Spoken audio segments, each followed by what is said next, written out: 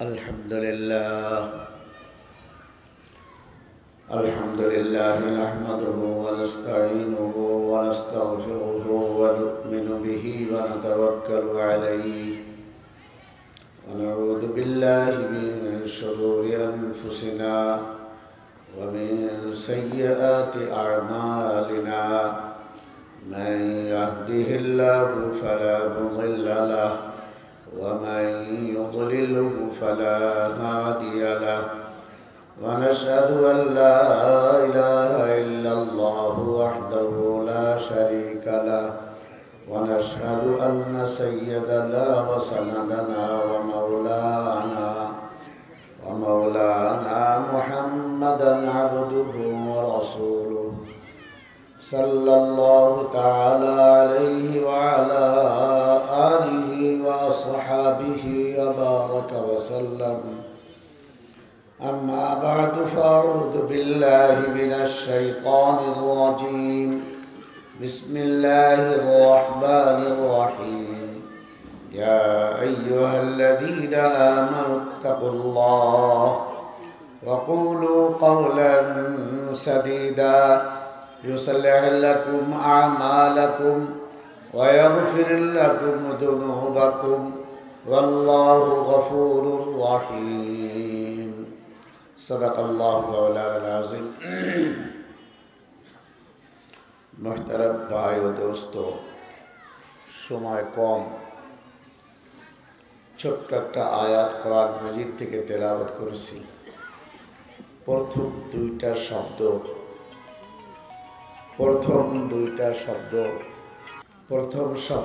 শব্দের মধ্যে একটা শব্দ হলো ঈমান আর একটা শব্দ হলো আল্লাহকে ভয় করা। ঈমান প্রথম নাম্বার। ঈমান কাকে বলে? সংক্ষেপে ঈমান বলে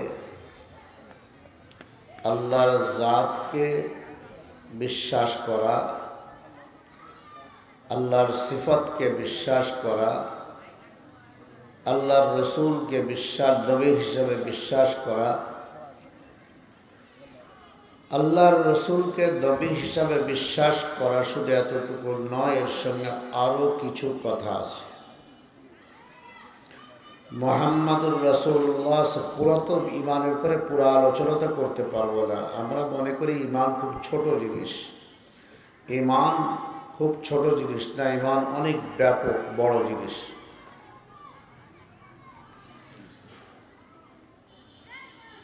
মুহাম্মাদুর রাসূলুল্লাহ সাল্লাল্লাহু আলাইহি ওয়াসাল্লাম আল্লাহ তাআলার নবী, এইটাকে বিশ্বাস করার নাম, ইয়াকিনের সঙ্গে দৃঢ়তার সঙ্গে বিশ্বাস করার নাম ঈমান।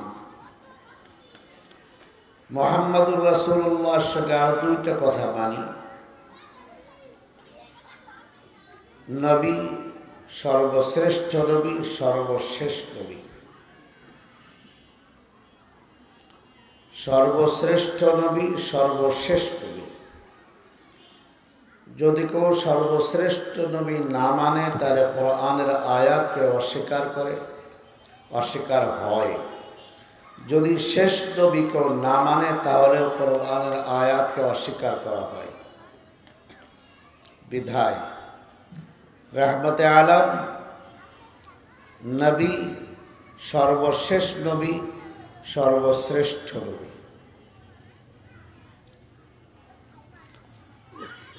সঙ্গে সঙ্গে কথাটাও মানতে হবে, সমস্ত নবী সত্য নবী। আদম থেকে শুরু করে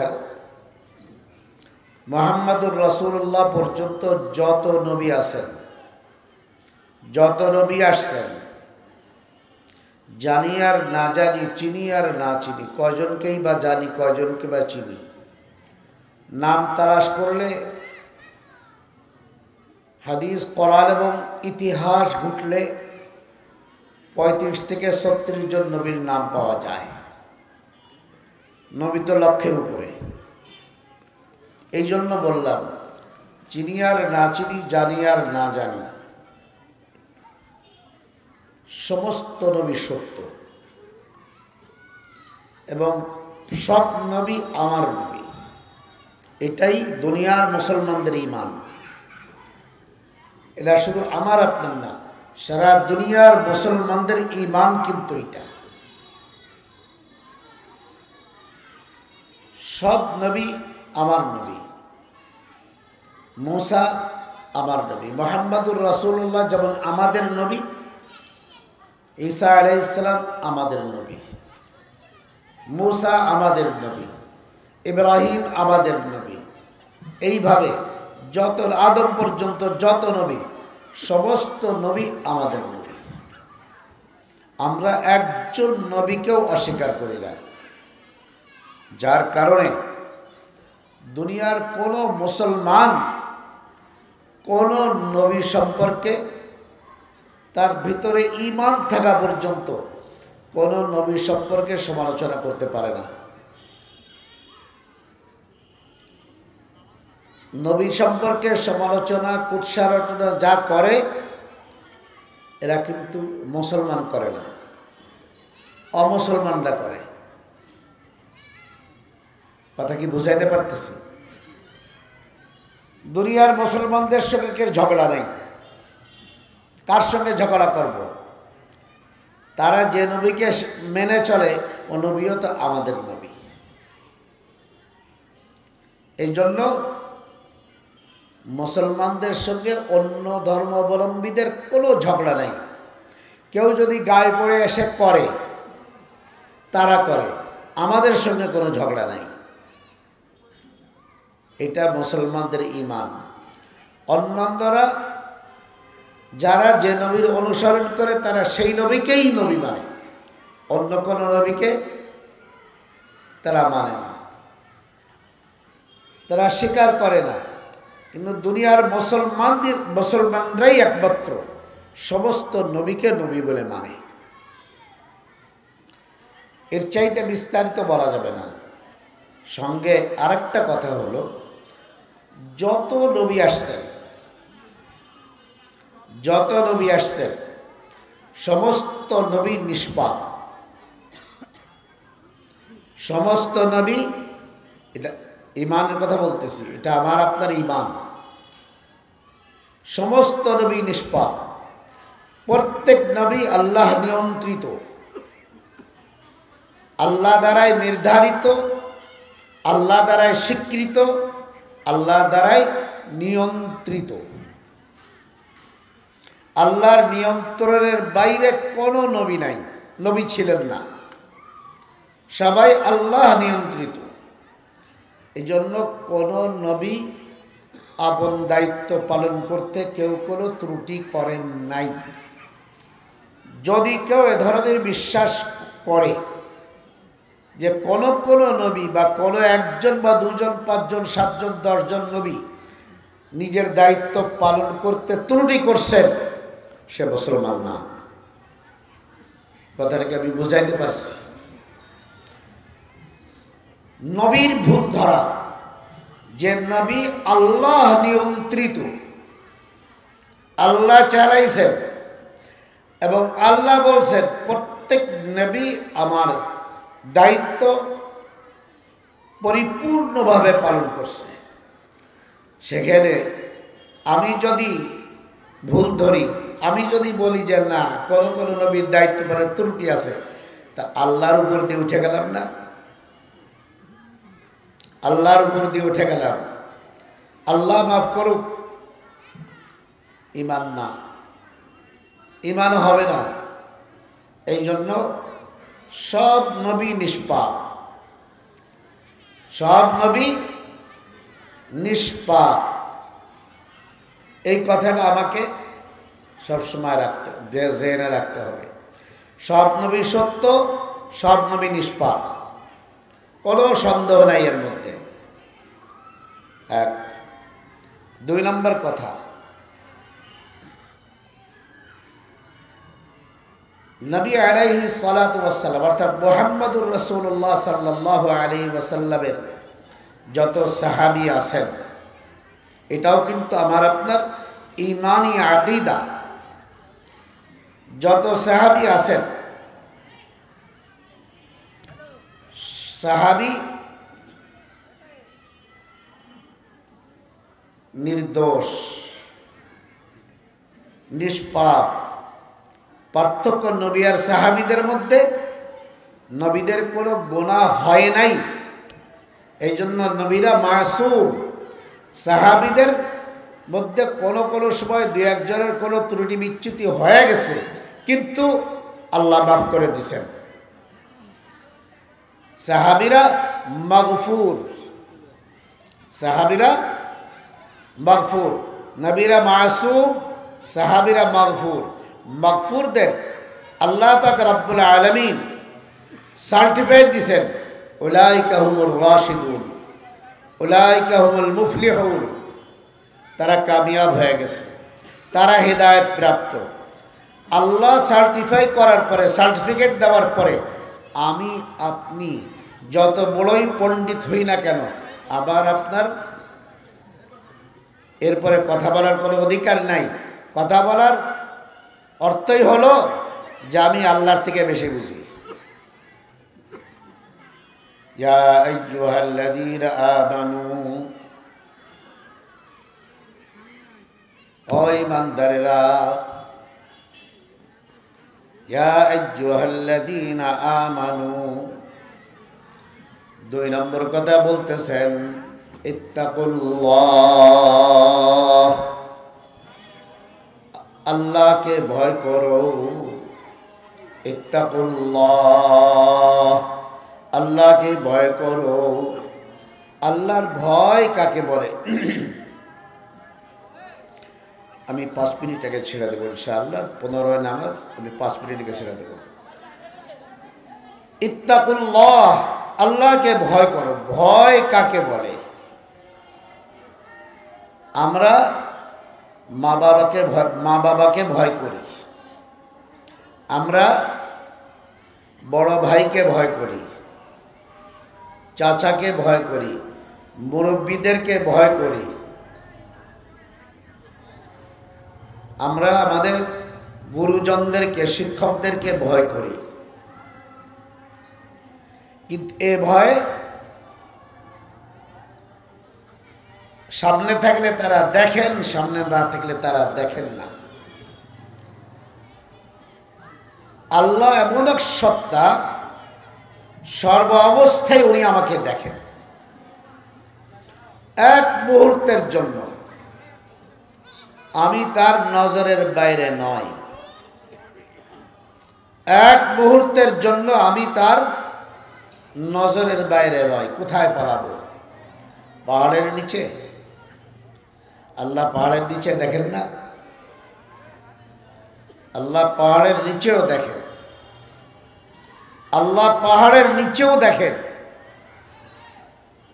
যেহেতু আল্লাহর ভয়টা আমার এমন হবে যে সর্ব অবস্থায়, যেখানেই যে অবস্থায় থাকে না কেন, দুনিয়ার সব কোনো কিছুর চোখ ফাঁকি দেওয়া যায়, কিন্তু আল্লাহর চোখ এক মুহূর্তের জন্য ফাঁকি দেওয়া সম্ভব নয়। যত গোপন জায়গায় যাই না কেন,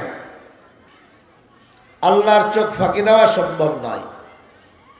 আমি কি করতেছি,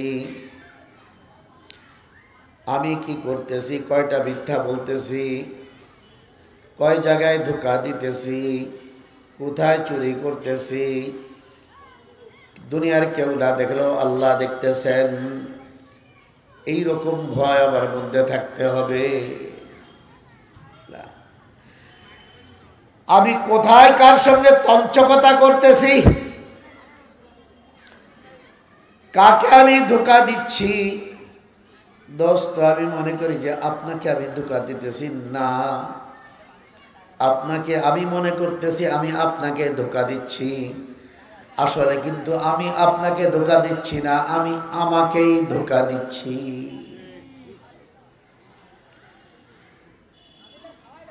নিজেকে বড় বেশি চালাক মনে করি, নিজেকে বড় বেশি চালাক মনে করি। আমি আমাকে বেশি চালাক মনে করি। চালাক মনে করে আর অপরকে আমি বোকা মনে করে তাকে ধোঁকা দেওয়ার চেষ্টা করি, হয় না? ধোঁকা কি নিজের হয় না অপরকে দেই? ধোঁকা নিজেরই হয়। আর যে বোকা সে নিজের চালাক মনে করে, আর যে চালাক সে নিজের মনে করে আমি কম বুঝি। যেমন যে অনেক জানে সে চিন্তা করে যে আমি কম জানি, আর যে অল্প একটু জানে সে মনে করে যে অনেক জেনে ফেলেছে। আল্লাহর এক বান্দা মাঝে মধ্যে আমার কাছে এক একটা আয়াতের উপরে আলোচনা করত। তা আমি একদিন বললাম যে আপনি এক একটা আয়াত মুখস্থ করে আসেন কেন? আপনি দেখেন যে আপনি যেদিন আলোচনা করতে আসেন, আমি একটা আয়াত, আপনি আলোচনা করতে আসেন একটার পরে আমি 5-7টা বলে দেই, তা আপনি একটার থেকে যা বোঝেন তাই নিয়ে চলে আসেন কেন? তার মানে হলো আপনি একজন জেনারেল শিক্ষিত মানুষ, বাংলা পড়ে পড়ে ইসলাম শিখছেন, এখন রিটায়ার করছেন। এটা বাস্তব ঘটনা আমার। রিটায়ার করছেন, কাজ কাম নাই, বাংলা তর্জমা দেখা শুরু করছেন। আপনি শুধু বাংলা তর্জমা দেখবেন না, বাংলা তাফসীর দেখেন। তর্জমা দেখলে সারা জীবন আপনার প্যাঁচ খেতে খেতেই যাবে। তাফসীর দেখেন, আর কোনো একজন আলেমের সঙ্গে সম্পর্ক রাখেন। আমি যতই বড় পণ্ডিত হই, যতই আমি বাংলা দেখি, ইংরেজি দেখি বা অন্য কোনো ভাষার দ্বীনি কিতাবে দেখি, মহতারাম, একটা ছোট্ট পরামর্শ, আমার আপনার জিন্দেগির জন্য সব সময় একজন যোগ্য আলেমের সঙ্গে সম্পর্ক রাখা, একজন যোগ্য আলেমের সঙ্গে সম্পর্ক রেখে চলা। কারণ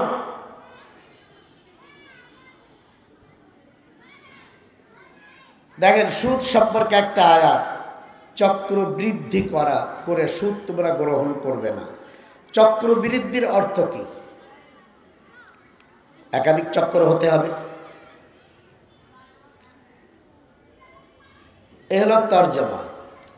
কিন্তু মনীষীরা এরপরে কি বলেছেন, এই চক্রবৃদ্ধির অর্থ কি, এইটা যদি আপনি কোনো আলেমের সঙ্গে সম্পর্ক না রাখেন, তাহলে আপনি বলবেন যে এক চক্রের সুদ জায়েজ, একাধিক চক্রের সুদ হলে তখন সেটা না জায়েজ। এই আজ থেকে 5-7 দিন আগে এই ঘটনা আমার সঙ্গে ঘটে গেছে। মুহতারাম ভাই ও দোস্ত, আজান হয়ে গেছে। ইত্তাকুল্লাহ, আল্লাহকে ভয় করি, সদা সর্বদা আল্লাহকে স্মরণ রাখি। সদা সর্বদা আমি আল্লাহকে স্মরণ রাখি। আর হযরত উলামা ইকরামদের সঙ্গে সম্পর্ক রেখে চলি। যে কোনো কাজে উলামা ইকরামদের পরামর্শ নিয়ে চলার চেষ্টা করি। ওয়াকুলু কাওলান সাদীদা, সবসময়ের জন্য সত্য কথা বলবো। 1 মিনিট, আজান হয়ে যাক।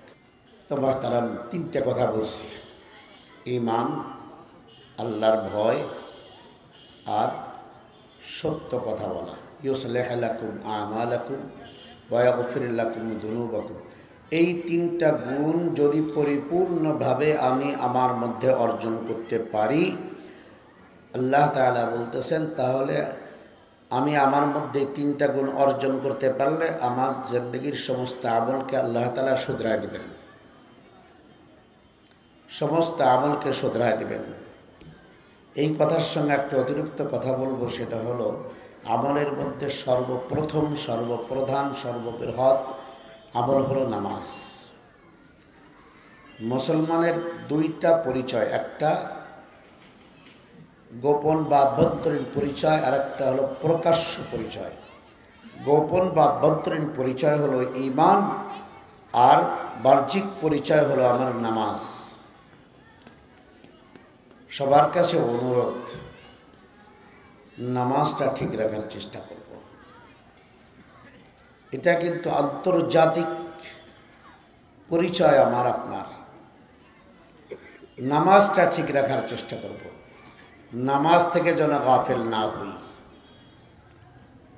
নামাজ থেকে গাফেল না হই। নামাজ সম্পর্কে অনেক লম্বা কথা আসছে ভাই। আল্লাহ তো হায়াত দিয়েছেন আমার আপনার 24 ঘন্টা। 5 ওয়াক্ত নামাজ পড়তে কয় ঘন্টা লাগে? ঘন্টাখানিক বড় জোর। 32 রাকাত নামাজ, তো ফরজ ওয়াজিব সুন্নতে মুআক্কাদা দিয়ে 32 রাকাত নামাজ। 32 রাকাত নামাজ পড়তে কতটুকু সময় লাগে? 32 মিনিট। অজু পবিত্রতা হাসিল করার জন্য আনুষঙ্গিক মিলে আধ ঘন্টা, না হয় সেখানে 45 মিনিট, 1 থেকে 1.25 ঘন্টা, নচেত 1.5 ঘন্টাই সর্বসাকুল্যে লাগুক। 24 ঘন্টা যে মালিক আমাকে হায়াত দিছেন, সেই মালিক আমার কাছে মাত্র 1.5 ঘন্টা চাচ্ছেন, তা আমি দিতে পারি না। তাহলে আমি কত বড় নেমক হারাম, আমার কত বড় হতভাগা। যিনি আমাকে চলাফেরা ওঠা বসার সব কিছু দিছেন, খাদ্য খাবার পানীয় যা লাগে সব কিছু দিছেন, আমার মাথার থেকে পা তালু পর্যন্ত যা কিছু সব কিছু দিছেন। অফি আনফুসিকুম আফালা তুবসিরুন। সেই আল্লাহকে আমি দিনে 5 বার হাজিরি দিয়ে একটু আল্লাহকে স্মরণ করতে পারবো না, তাহলে আমি কত বড় দেব খারাপ। মহতারাম, সবার কাছে জোড় হাত করে অনুরোধ করি, যারা মুসলমান তারা নামাজ ঠিক রাখবো। আমি যদি নামাজ ঠিক রাখি, আমার সমস্ত সমস্যার সমাধান আল্লাহ করে দিবেন। এটা আল্লাহর ওয়াদা। নামাজের মধ্যেই মুসলমানের সমস্যার সমাধান। আল্লাহরে ডাকি, নামাজ না পড়লে কোনো ডাক কাজে আসবে না, কোনো ডাক তিনি শুনবেন না, কোনো দোয়া তিনি কবুল করবেন না। সব কিছুর মূলে নামাজ। শেষ কথা, ওয়াগফির লাকুম যুনুবাকুম। ঈমান, আল্লাহকে ভয়,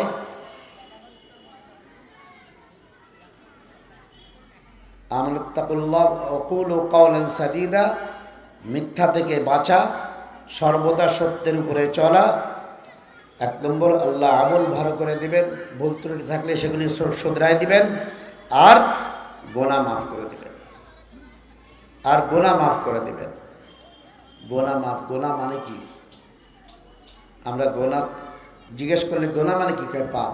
ভাই, গুনাহ মানে জাহান্নামের আগুন। গুনাহ মানে জাহান্নামের আগুন। এই কথাটা যেন আমার দিলে বসে যায়। গুনাহ মানে জাহান্নামের আগুন।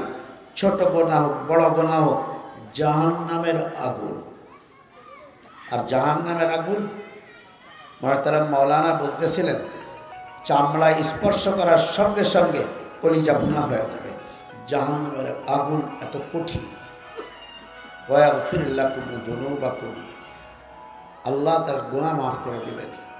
আল্লাহ ওয়াদা করলেন 4টে জিনিস, 3টা জিনিস: ঈমান, আল্লাহর ভয়, আর মিথ্যা থেকে বাঁচা, ধোকাবাজি, মিথ্যা, ধোকাবাজি, চঞ্চকতা, এগুলির থেকে বাঁচা, কাওলে সাদীদের উপরে থাকা, সত্যের উপরে থাকা। এই 3টা গুণ আমার মধ্যে অর্জন হলে আমার আমলের মধ্যে ত্রুটি বিচ্যুতি আল্লাহ সংশোধন করে দিবেন। ইউসলিহ লাকুম আমালাকুম। আর আল্লাহ গুনাহ মাফ করে দিবেন। গুনাহ মাফ মানে আল্লাহ জাহান্নাম থেকে আমাকে বাঁচায় দিবেন। আল্লাহ পাক রব্বুল আলামিন, আল্লাহ তো ক্ষমাশীল, গফুর, মেহেরবান, রহিম। আল্লাহ পাক রব্বুল আলামিন কথাগুলি বুঝবার, আমলে আনবার তৌফিক দান ফরমান। মুহতারাম, সবসময় উলামায়ে কেরামদের সঙ্গে সম্পর্ক রেখে পরামর্শ নিয়ে চলার চেষ্টা করবেন। আমরা অনেক ভুল করি, আমরা কিন্তু অনেক ভুল করি, মুসলমান হয়ে অনেক ভুল করি।